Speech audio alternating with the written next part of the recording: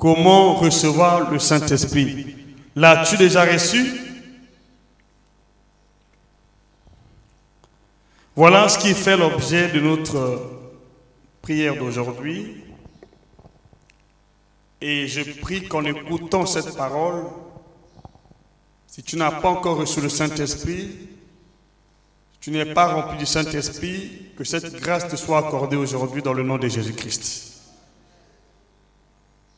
Que ton attente ne soit pas vaine aujourd'hui et pour toujours. Que le Saint-Esprit soit réellement ton consolateur, ton conducteur et qui marche avec toi tous les jours. Que tu saches profiter de sa communion dans le nom de Jésus. Amen. Parce que même le Seigneur Jésus dans ce monde ne pouvait pas exercer son ministère sans le Saint-Esprit. Alors, nous aussi, on ne peut pas exercer le ministère sans le Saint-Esprit. On ne peut rien faire sans lui. C'est très important que chacun d'entre nous soit rempli du Saint-Esprit. Lorsqu'on parle de l'évangile de Christ, je vous le dis, si on ne commence pas par le baptême du Saint-Esprit, on doit automatiquement clôturer par le baptême du Saint-Esprit. Dans une véritable église qui vient de Dieu, le Saint-Esprit est une priorité. On peut écouter la parole de Dieu, on peut avoir toute la connaissance possible, mais tant qu'on n'est pas rempli ou baptisé du Saint-Esprit, notre attente en Jésus-Christ est incertaine. Pour que tu sois réellement convaincu que tu appartiens à Dieu, tu dois recevoir le Saint-Esprit dans ta vie et être conduit par le Saint-Esprit. C'est très important. Alors, comment recevoir le Saint-Esprit? Comment recevoir le Saint-Esprit? Je vais donc, par la grâce de Dieu, vous parler comment recevoir le Saint-Esprit. Vous montrer avec l'aide du Saint-Esprit lui-même comment recevoir le Saint-Esprit. Nous allons développer à la rigueur 4 points essentiels. Parce que nombreux parlent du Saint-Esprit, tentent à définir qui est le Saint-Esprit, mais sans pourtant connaître comment le recevoir. D'entrée en jeu, je vous dis, le Saint-Esprit est l'Esprit de Dieu. Le Saint-Esprit n'est pas un souffle divin. Le Saint-Esprit est l'Esprit de Dieu. Le Saint-Esprit est Dieu. Le Saint-Esprit est la personne spirituelle de Dieu créateur. Le Saint-Esprit. Nombreux l'appellent la troisième personne de la Trinité. Mais je dis, le Saint-Esprit est la personne spirituelle de Jésus-Christ. Le Saint-Esprit est l'Esprit de Dieu, la personne spirituelle de Christ. Lorsque nous voulons marcher avec le Saint-Esprit, nous devons connaître qui est Jésus-Christ. Parce que le Saint-Esprit est envoyé pour glorifier Jésus-Christ. Si Jésus n'était pas venu, il ne serait pas envoyé. Il est le deuxième consolateur après le Seigneur Jésus. C'est pourquoi, en l'absence physique du Seigneur Jésus, nous avons besoin de sa présence spirituelle. Parce que c'est lui qui continue la marche avec nous après que le Seigneur ait accompli sa mission sur terre. Il a passé le témoin au Saint-Esprit. Donc c'est le Saint-Esprit qui travaille avec nous en lieu et place de Jésus-Christ. J'entends ton amen. Alors comment recevoir le Saint-Esprit? L'Esprit de Dieu, la personne spirituelle de Dieu, celui qui demeure avec nous éternellement, celui qui est en nous, celui qui est avec nous. Comment le recevoir? Comment marcher avec lui? Alors, je vais quand même par la grâce de Dieu énumérer quelques points essentiels qui vont vous permettre de recevoir le Saint-Esprit. Que tu sois ici à l'église, que tu sois à la maison, quand tu écoutes la parole de Dieu, tu es capable de recevoir le Saint-Esprit. Je vais donner comme des grandes lignes qui vont vous permettre de recevoir le Saint-Esprit. Même chez toi à la maison, même en écoutant la parole de Dieu, tu peux recevoir le Saint-Esprit sans qu'une personne t'impose les mains. Sans qu'une personne ne prie pour toi, tu peux recevoir le Saint-Esprit. Voilà l'objet de notre prédication aujourd'hui. Le premier point que je vais soulever ici, pour la réception du Saint-Esprit, est la nouvelle naissance. Pour prétendre recevoir le Saint-Esprit, il faut d'abord être né de nouveau de l'Esprit de Dieu. Donc, je parle de la nouvelle naissance. Donc, le premier point, pour tous ceux qui prétendent recevoir le Saint-Esprit dans leur vie, ils doivent se rassurer qu'ils sont nés de nouveau de l'Esprit de Dieu. Jean chapitre 3, versets 5 jusqu'à 6. Je lis au nom de Jésus. La Bible dit, Jésus répondit en vérité, je vous le dis, si un homme n'est né d'eau et d'esprit, il ne peut entrer dans le royaume de Dieu. Verset 6. Celui qui est né de la chair est chair. Celui qui est né de l'esprit est esprit. La nouvelle naissance, c'est une naissance qui concerne notre esprit qui était mort. Je peux dire, c'est la régénération. Nous étions morts, tous en Adam et Ève. Et nous étions séparés de Dieu. Aucun esprit, avant la nouvelle naissance, ne pouvait avoir la communion avec Dieu. Parce que nous étions morts dans le péché d'Adam et Ève.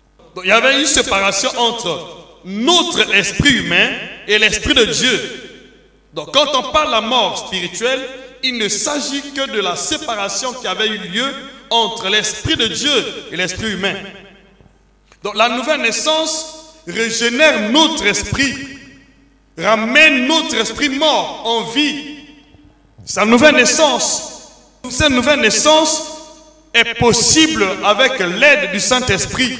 Lorsque nous acceptons Jésus comme Seigneur et Sauveur de notre vie, dans ce moment-là, notre esprit parvient à la régénération.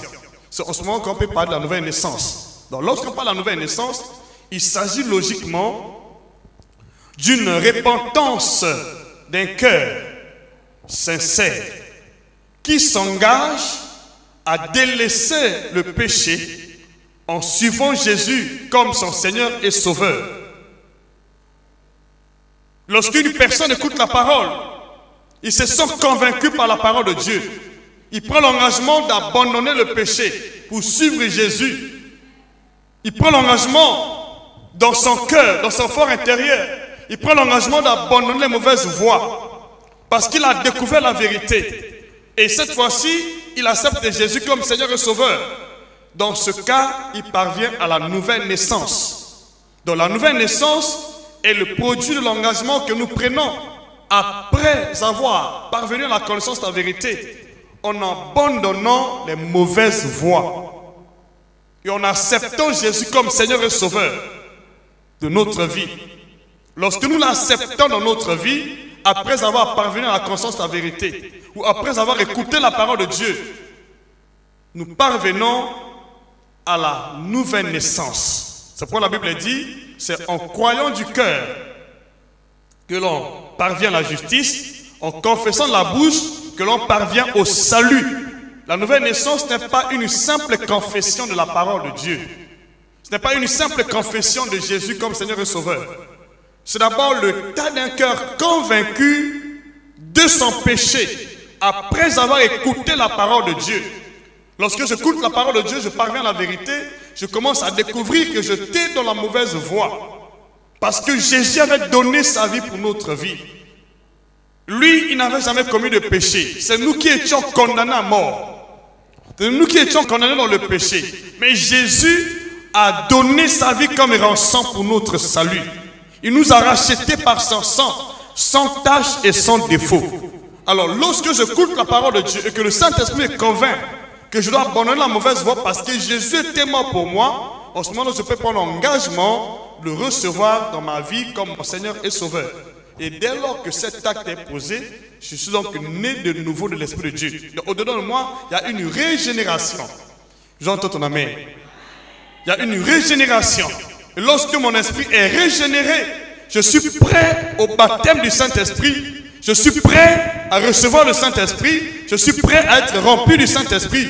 J'entends ton amen. Et cela n'est pas possible avant la régénération. Il faut d'abord la régénération.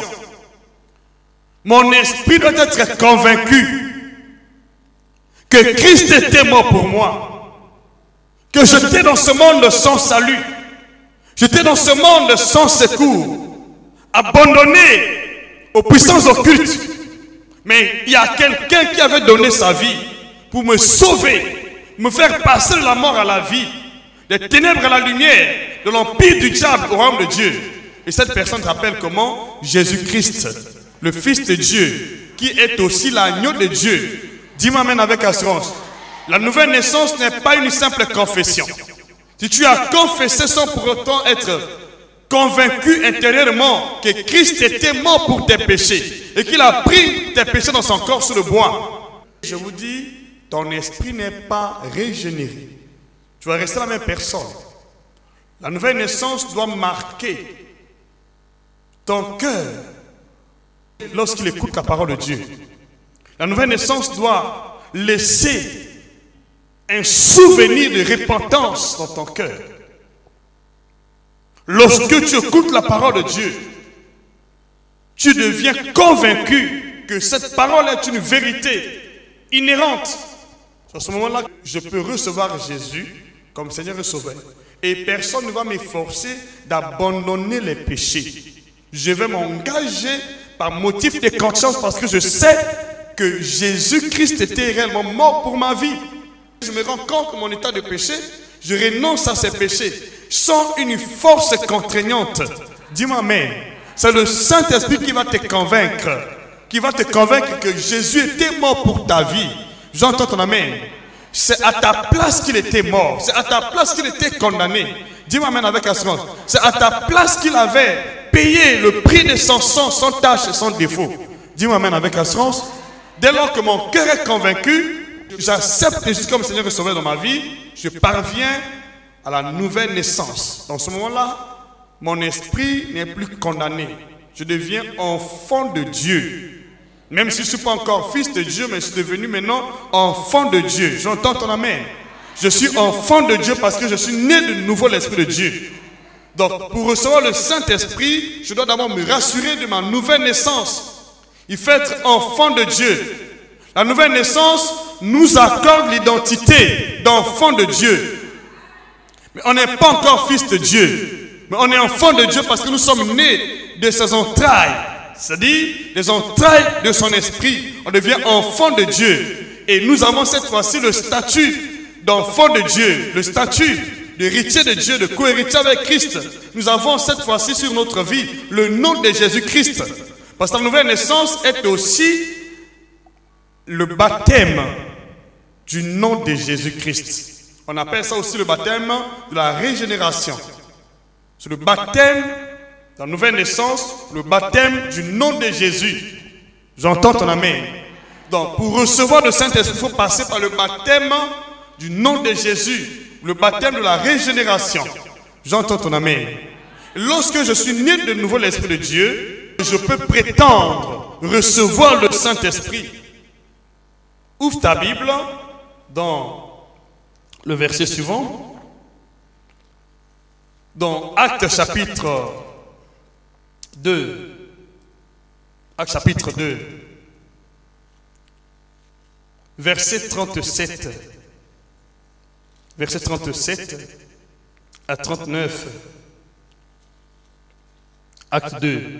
Ma prière aujourd'hui est que le Seigneur te baptise. Si tu es déjà baptisé, je prie que le Seigneur te remplisse. Qu'en écoutant cette parole, que le Seigneur puisse convaincre ton cœur. Que ton corps n'est pas le temple des démons. Ton corps n'est pas le temple de la maladie. Ton corps n'est pas le temple des échecs, de tous les mauvais sorts de ce monde. Ton corps est destiné par Dieu, ou prédestiné par Dieu, à être le temple du Saint-Esprit. J'entends ton amen.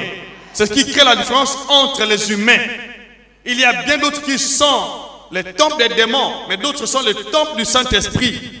Nous sommes des êtres humains, bien sûr, mais ce qui fait la différence, c'est que nous n'appartenons pas à un même Dieu. Il y a bien de ceux-là qui appartiennent à Satan, comme Judas Iscariote, son corps était le temple des démons. Il y a bien d'autres qui appartiennent à Dieu. Et leurs corps sont le temple du Saint-Esprit. Dis-moi amen.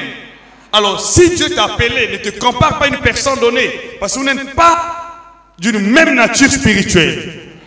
Je ton amen. Je ton amen. Je ton amen. Tu dois créer la différence avec ceux du monde. Parce que nous sommes habités par le Saint-Esprit, ils sont habités par l'esprit du monde, c'est-à-dire l'esprit du malin. Alléluia. Je prie que le Seigneur puisse convaincre ton cœur aujourd'hui.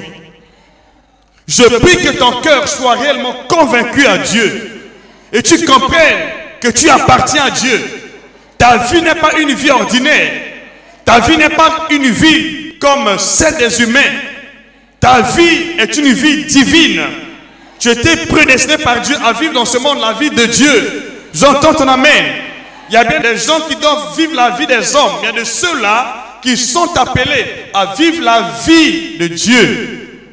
On ne peut pas vivre la vie de Dieu sans le Saint-Esprit en nous. Il faut le Saint-Esprit pour vivre la vie de Dieu. Dis-moi amen. Dis-moi amen. Logiquement, lorsque nous venons à l'église, le but fondamental est de vivre la vie de Dieu par le Saint-Esprit en nous. Vivre la vie de Christ par le Saint-Esprit en nous. Nous sommes appelés à vivre la vie de Christ, la vie de Dieu par le Saint-Esprit en nous. Tant que tu n'as pas encore commencé à vivre la vie de Christ, mais si tu viens à l'église, je dis sincèrement, il est vraiment probable que tu appartiennes à Dieu. Le fait n'est pas de prier. Le fait est de vivre la vie de Christ. L'effort que nous fournissons tous les jours, en lisant la parole de Dieu, en écoutant la prédication, en priant, en cherchant la communion avec le Saint-Esprit, est de vivre la vie de Christ. Comme l'apôtre Paul a dit dans Galates chapitre 2 verset 20. Si je vis, ce n'est plus moi qui vis, c'est Christ qui vit en moi. Nous voulons vivre la vie de Christ. Le but d'être chrétien, le but d'être disciple de Christ est de vivre sa vie sur terre. J'entends ton amen. Les gens te voient, mais logiquement ce n'est pas toi. Il y a une autre personne qui est en train de vivre en toi. Vous savez bien aimer. En vérité, en moi, ce n'est pas Dieu. Mais en réalité, vous me voyez. Parce que ce que je faisais avant de connaître Jésus, ce n'est plus la même chose que je fais maintenant. Cette vie est influencée par une personne divine qui vit en moi. Je ne suis plus libre de faire ce que je veux. Mais je suis libre de faire ce qu'il veut. Je t'en amène. Dis amen avec assurance. Vous savez, lorsque l'Esprit de Dieu te possède, tu es privé de la liberté humaine. Tu deviens une expression divine dans ce monde. Ton langage, tes actes, tout ce que tu entreprends devient l'expression de la volonté parfaite de Dieu. Alléluia. Ce n'est pas toi qui vas vouloir le faire. C'est Dieu qui va le faire par ton canal. J'entends ton amen. C'est ce qui va t'arriver dans la suite dans le nom de Jésus. Je t'en amène ici. Ce ne sont pas tes efforts. C'est l'Esprit de Dieu en toi qui va produire le vouloir le faire. Je t'en amène. Et c'est ce qui va t'arriver par la grâce de Dieu. Et c'est ma prière à ton égard, à ton endroit, dans le nom de Jésus. Dis-moi amen. Dans ce monde, lorsqu'une personne est saisie par un esprit malin, il se comporte maintenant comme un esprit malin. Il va manifester la nature de cet esprit malin. Il va manifester le comportement, la conduite de cet esprit malin. Mais maintenant, lorsque l'Esprit de Dieu te saisit, tu vas vivre comme qui? Comme Dieu. Il y a des gens qui vivent comme les démons. Parce qu'en lui, il y a un démon. Mais en nous, il y a l'Esprit de Dieu. Ce n'est ni par la force, ni par la puissance. C'est l'Esprit de Dieu en toi qui produit le vouloir le faire. Alors si tu es en train de faire tes efforts pour vivre la vie de Dieu, ça montre que Dieu n'est pas avec toi. C'est lui qui produit en toi le vouloir et le faire. C'est lui qui convainc ton cœur, qui va te dire que ce que tu veux faire n'est pas la volonté de Dieu. Ce que tu veux faire, c'est le péché. Et tu seras obligé de d'obéir à sa voix, parce que tu n'auras pas la force contre Dieu. Alléluia. Dis-moi amen. Tu auras en toi le fruit de l'esprit. Tu auras la douceur. Si tu étais colérique, tu seras doux. Tu étais rempli de haine, tu seras donc rempli d'amour. Donc voyez-vous, le Saint-Esprit va ôter le mal pour remplacer par le bien. Il va ôter le mensonge pour remplacer par la vérité. Il ôte la malédiction pour remplacer par la bénédiction. Il ôte la mort pour remplacer par la vie. J'entends ton amen. C'est ça le Saint-Esprit. Lorsqu'il vit en toi, il va transformer complètement le tas de ton cœur, le tas de ton âme. J'entends ton amen. Dis-moi amen avec assurance. Tu auras en toi les sentiments qui étaient en Jésus-Christ, pas tes sentiments humains. Et je prie à partir d'aujourd'hui que cela soit ton partage. C'est la raison pour laquelle à Antioche, lorsqu'on a vu pour la première fois les gens qui se comportaient de cette manière, on les appelait chrétiens, comme Christ, parce qu'ils avaient les sentiments qui étaient en Christ. Et c'est cette vie que nous cherchons. C'est pourquoi sans le Saint-Esprit, il n'est pas possible de mener cette vie dans ce monde. Dans un monde rempli de convoitises, un monde rempli de mensonges, de méchanceté. Sans l'Esprit de Dieu en toi, tu ne peux rien faire. Tu peux beau prier, tu peux beau jeûner, mais aussi longtemps que le Saint-Esprit n'est pas en toi, tu n'auras pas la force de triompher sur les puissances occultes. C'est pourquoi je dis, la nécessité de venir à l'église et d'avoir une communion parfaite avec le Saint-Esprit. Ma prière est que le Saint-Esprit soit, à partir d'aujourd'hui, ton conducteur, ton consolateur, au nom de Jésus, qu'il soit ton Dieu. C'est lui qui doit te conduire, te guider. Tu ne dois plus rien faire sans lui. Quand tu n'es pas là, tu sens que tu es faible, tu n'as pas de volonté, tu n'as pas de décision à prendre. Au nom de Jésus-Christ, j'entends ton amen. Je très bien ton amen. Alléluia. Donc voilà, le premier point qui nous rend capables de recevoir le Saint-Esprit est la nouvelle naissance. Ce que je vais lire ici, dans Actes chapitre 2, verset 37 à 39. Vous pouvez lire jusqu'au verset 40. La Bible dit dans ce passage, après avoir entendu ce discours, ils eurent le cœur vivement touché. Et ils dirent à Pierre et aux autres apôtres, hommes frères, que ferons-nous? Ils ont écouté la prédication. Leur cœur était vivement touché par la parole de Dieu. Et ils étaient conduits à la repentance. Ils étaient conduits à la repentance après avoir écouté la parole de Dieu. Ils étaient sur la voie de la nouvelle naissance. Parce qu'on ne peut pas parler de la nouvelle naissance sans la repentance. C'est lorsqu'on écoute la parole de Dieu, le cœur parvient à la connaissance de la vérité. On découvre notre état de péché.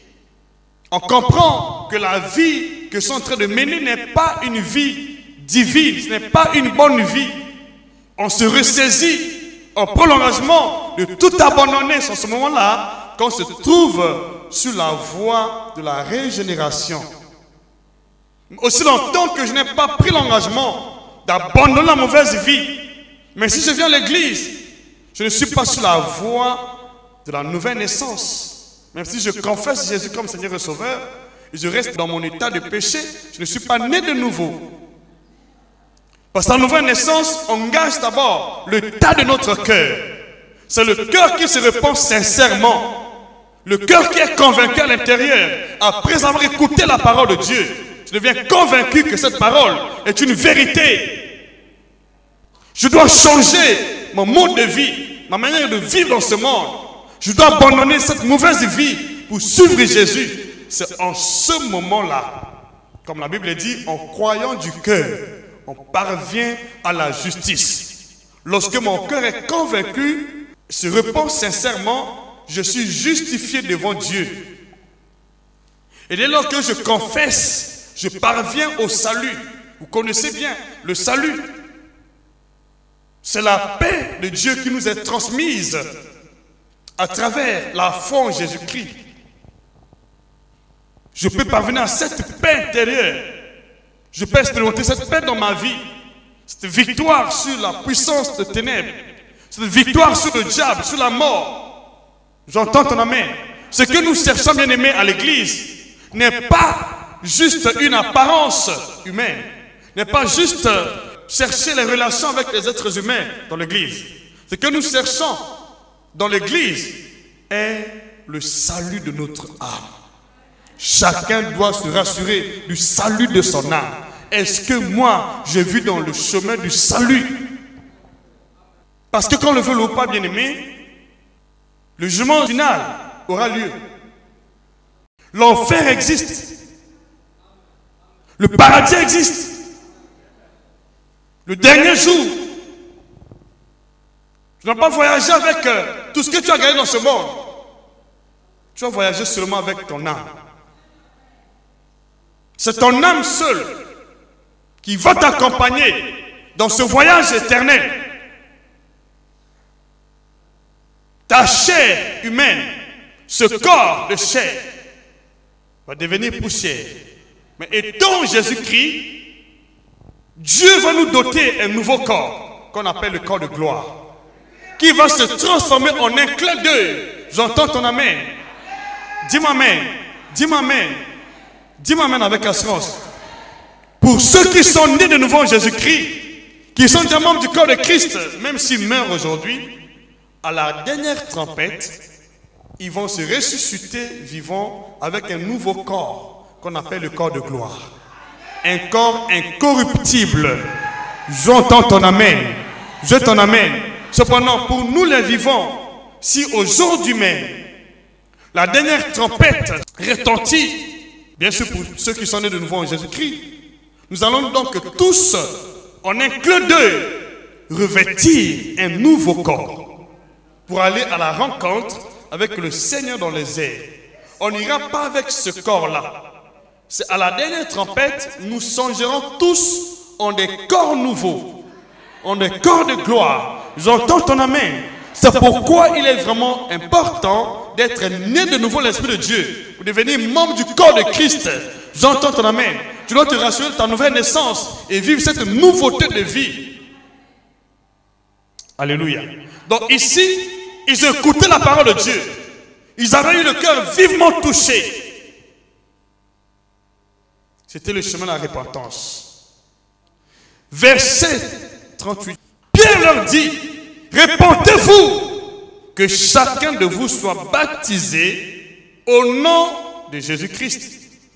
Il s'agit de la nouvelle naissance ou la régénération ou le baptême du nom de Jésus. Disons d'abord le cœur vivement touché. Pierre les appelait à la repentance. Après, il ajoute, à cause de vos péchés, et que vous recevrez le don du Saint-Esprit. Le don du Saint-Esprit se reçoit après la nouvelle naissance. Il faut d'abord être né de nouveau avant de prétendre recevoir le Saint-Esprit. Avant d'envisager la réception du Saint-Esprit, je dois d'abord être né de nouveau l'Esprit de Dieu. C'est pourquoi ils les ont signifié ici. Et vous devrez être né de nouveau l'Esprit de Dieu pour le pardon de vos péchés et que chacun de vous reçoive le don du Saint-Esprit. Donc on reçoit le Saint-Esprit après la nouvelle naissance. Après la nouvelle naissance, on reçoit le don du Saint-Esprit. Après la nouvelle naissance, il faut d'abord être né de nouveau l'Esprit de Dieu. Ici, parmi vous ici, il y a encore des gens qui ne sont pas nés de nouveau. Je vous en prie avec tout le respect. S'il vous plaît, répentez-vous sincèrement de toute mauvaise voie, de ce que vous pratiquez qui n'est pas conforme à la volonté de Dieu, à la parole de Dieu. C'est ce qui bloque le baptême du Saint-Esprit dans votre vie. Pouvez-vous prier, mais s'il y a encore des choses que vous pratiquez contrairement à la volonté de Dieu, ça va bloquer le baptême du Saint-Esprit dans votre vie. Pouvez-vous prier, mais vous n'aurez pas le baptême du Saint-Esprit. Mais si réellement vous êtes repenti, le baptême du Saint-Esprit devient une obligation. La première des choses, c'est la repentance. Le premier point, la repentance. Il faut se repentir de mauvaises voies. Qu'est-ce que je pratique contrairement à la volonté de Dieu? Ce que la Bible interdit. Quel est le péché qui est attaché à mon âme? Quel est le péché qui est attaché à ma vie? Le péché que j'ai l'habitude de commettre. Ce péché-là empêche le baptême du Saint-Esprit. Parce que tu ne peux pas être né de nouveau aussi longtemps que ta vie est plongée dans le tas de péchés. Il faut se repentir réellement. Au-dedans de toi, tu dois être conscient que mon âme a pris maintenant une bonne décision de suivre le Seigneur. Ce n'est pas une personne qui va te convaincre. C'est le Saint-Esprit dedans de toi. La parole de Dieu qui te convainc. J'entends ton amen. Il faut être convaincu. Ce n'est pas une pression humaine que je peux te faire. C'est la pression de l'esprit. La pression de la parole que tu écoutes. La parole te convainc que tu dois abandonner les mauvaises voies. Et si tu entends cette voix dans ton cœur, n'hésite pas de prendre l'engagement. C'est que Dieu te connaît. C'est que tu es prédestiné. J'entends ton amen. Parce que ça ne se passe pas dans la vie de tout le monde. Il y a des gens qui écoutent la parole de Dieu, mais ils endurcissent leur cœur. Ils ne peuvent pas se repentir un seul instant. Mais il y a de ceux-là, lorsqu'ils écoutent la parole de Dieu, ils ont comme l'impression qu'on s'adresse uniquement à eux. Alléluia. Je t'en amène. Lorsque j'ai écouté la parole de Dieu pour la première fois, bien aimé, mon cœur était totalement bouleversé.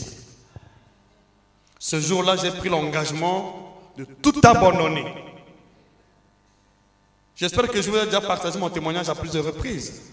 J'ai pris l'engagement de tout abandonner ce jour-là. Et j'ai tout abandonné depuis ce jour. Il y a de cela aujourd'hui 20 ans que j'ai tout abandonné. Après avoir écouté la parole de Dieu par le canal de mon père spirituel, j'ai pris l'engagement de tout abandonner. 20 ans. On ne me voit plus dans les buvettes, dans les clubs dancing, dans les hôtels, dans les boîtes de nuit, dans les rues, avec les mauvaises compagnies. J'avais tout abandonné depuis ce jour. J'avais tout rompu avec ces choses. Avec la fornication, tous ces péchés, j'avais abandonné depuis ce même jour. Avec la drogue, on a tout abandonné. Vous savez, ce n'est pas une question de pression humaine. C'est une question de prédestination, d'élection au ciel.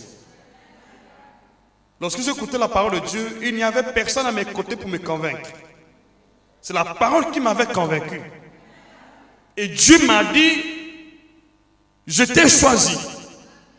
Tu dois changer ta vie. Tu dois mener une vie digne de louange. Et j'ai pris l'engagement. Je suis sorti de l'église ce jour-là avec une décision de tout abandonner. Et depuis ce jour, je l'ai fait. Je ne suis plus reparti en arrière. C'est ça la nouvelle naissance. Lorsque tu es né de nouveau l'Esprit de Dieu, l'Esprit de Dieu va continuer à t'affranchir jusqu'à ce que tu parviennes à la statue parfaite de Christ. Tu ne peux pas emboîter le pas aujourd'hui et revenir en arrière. Non. Lorsque tu vas, c'est pour le bon. Tu n'iras pas pour rétrograder après. S'il y a beaucoup de gens qui rétrogradent aujourd'hui dans la marche avec Dieu, c'est parce qu'ils n'ont pas compris le secret de la nouvelle naissance. Ce n'est pas une simple confession, c'est une vie que nous recevons. C'est une nouveauté de vie. Une vie qui n'est pas de ce monde. Nous recevons la vie du royaume de Dieu. Dans ce tissu humain, j'entends ton amen.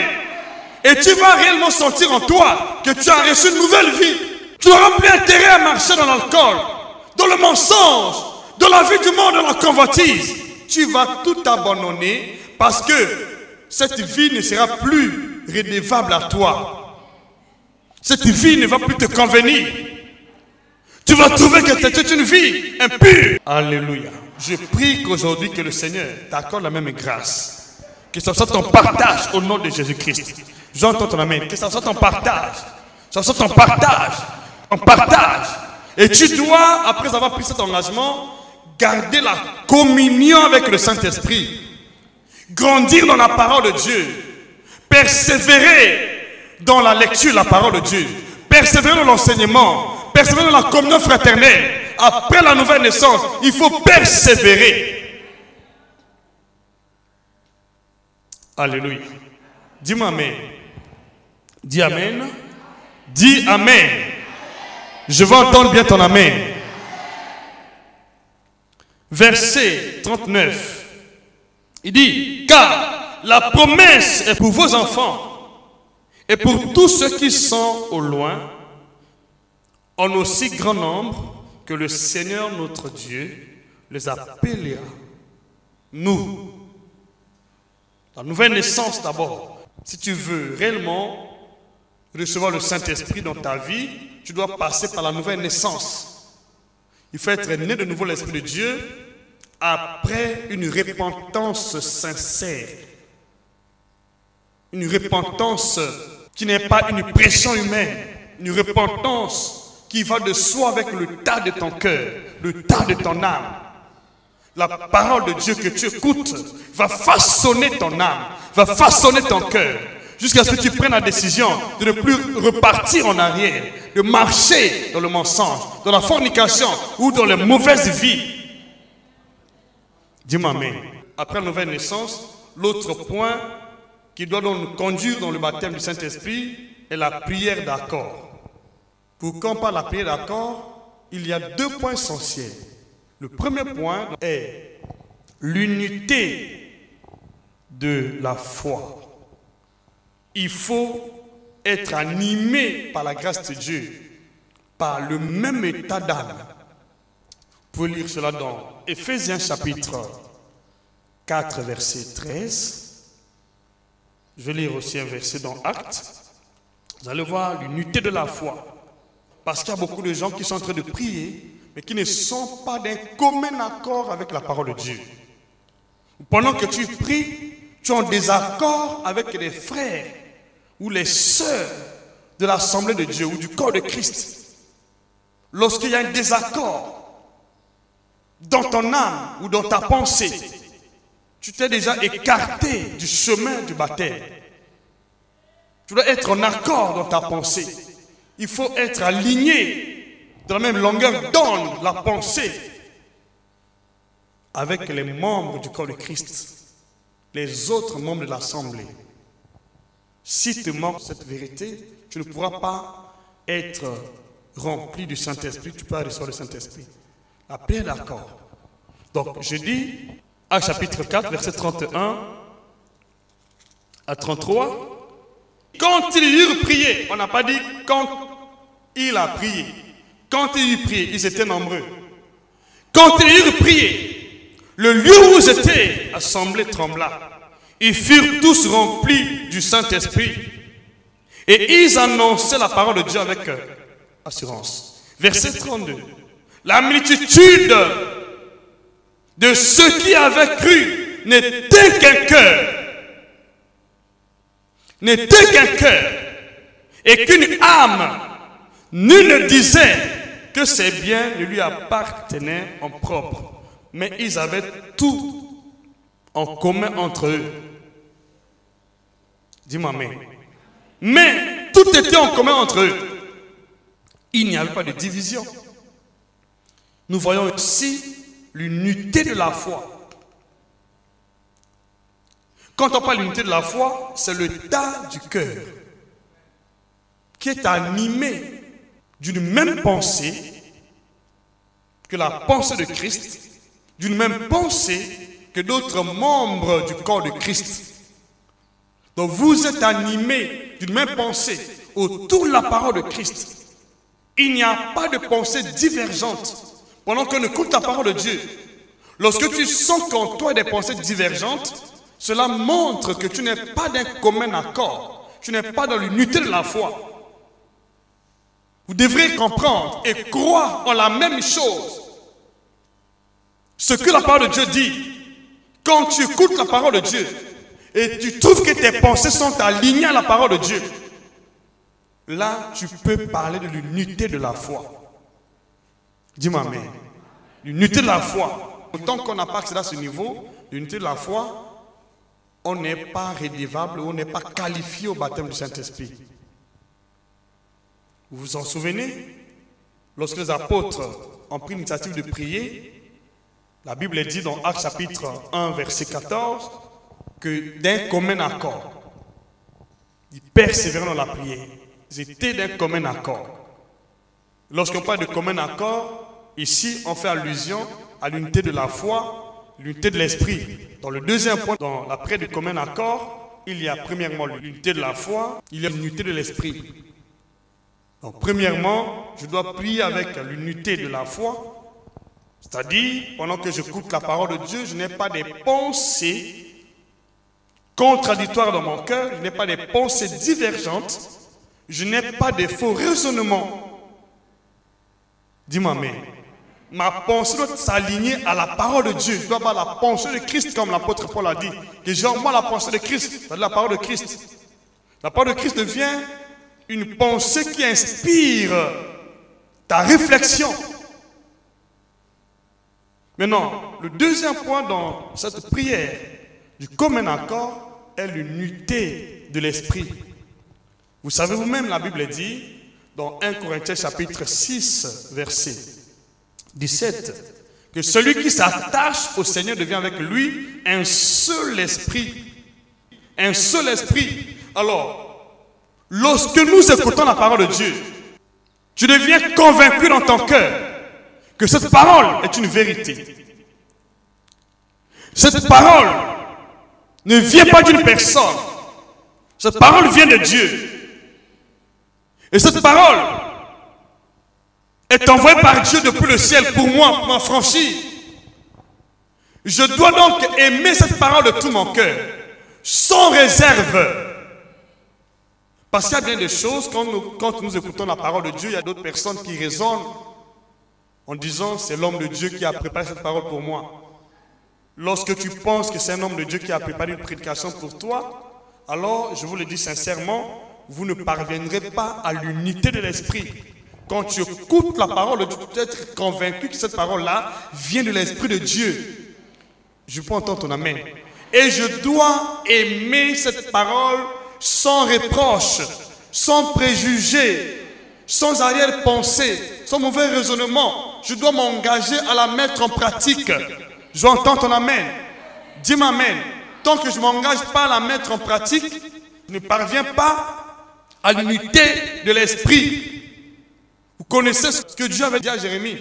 Si tu sépares ce qui est vide de ce qui est précieux, tu seras comme ma bouche. Jérémie s'était détaché de Dieu.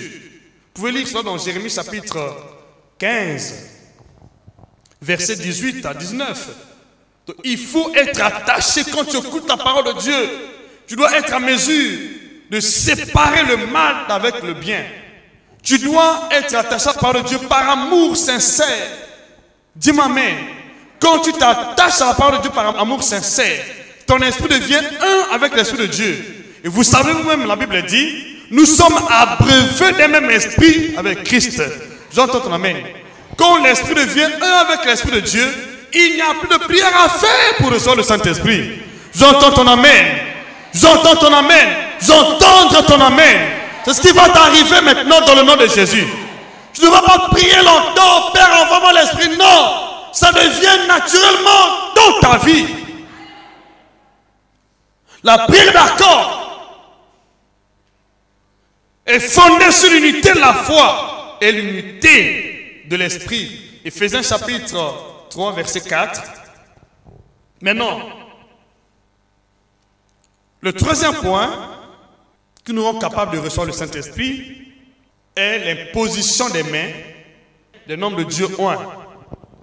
Tu peux recevoir le Saint-Esprit par l'imposition des mains. Ce qui s'est passé avec l'apôtre Paul. Paul avait rencontré le Seigneur sur le chemin de Damas. Mais il avait besoin d'une personne qui devrait lui imposer les mains. Et Dieu avait envoyé vers Paul un certain Ananias, son disciple. Et lorsqu'Ananias lui a imposé les mains, la Bible dit les écailles tombèrent de ses yeux. Et Paul était rempli du Saint-Esprit parce qu'on lui avait imposé les mains. Donc l'imposition des mains aussi est un moyen qui permet de recevoir le Saint-Esprit. J'entends ton amen. Je ton amen. Vous pouvez prendre cela dans Actes chapitre 9, verset 10 jusqu'à 20. Actes chapitre 19, verset 1 jusqu'à 6. Imposition des mains. Le quatrième point qui nous rend capable de recevoir le Saint-Esprit est la prédication des noms de Dieu oint. Lorsqu'on écoute la prédication des noms de Dieu oint avec foi, avec ardent désir, avec détermination, instantanément l'onction du Saint-Esprit vient sur nous.